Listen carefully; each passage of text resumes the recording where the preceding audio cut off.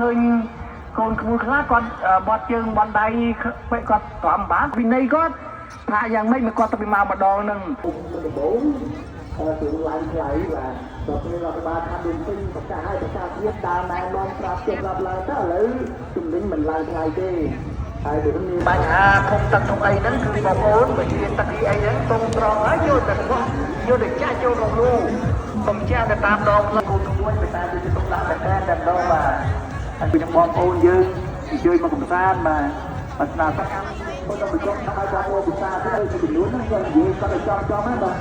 នេះគឺថាលក្ខណៈបែបស្អីហើយទៅមកផ្សារទៅមិនតាមបានល្អពិសាទេគឺបងប្អូនយើងទៅ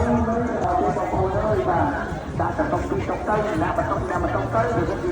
គាត់ច្រើនទៀតដាក់ទៅអានេះគឺការល្អពិសាបាទបាទយើងទៅហើយបាទហើយសារគឺការអនាម័យបរិស្ថានcủaយើងលោកហើយមកបងប្អូនពីខ្ញុំសម្រាប់ថាយកសម្រាប់ទៅបាទហើយក៏ខ្ញុំសម្រាប់វិញយើងដាក់ខ្មែរទៅដើម្បីគេយកក្រុមសាលាលោកជ័យទៅបូលហើយជ័យទៅបូលហើយប្រជាបន្ថែមមិនសម្រាប់ងារអត់ទៅដាក់ហើយបែរជាថតបរទៀតអានឹងវាមិនទៅជាការល្អប្រសើរបានទេបាទប៉ុន្តែបងប្អូនមិនធ្វើយ៉ាងទេគាត់ថានិយាយបានជ្រាបបណ្ដាព្រោះគូលហេតុអី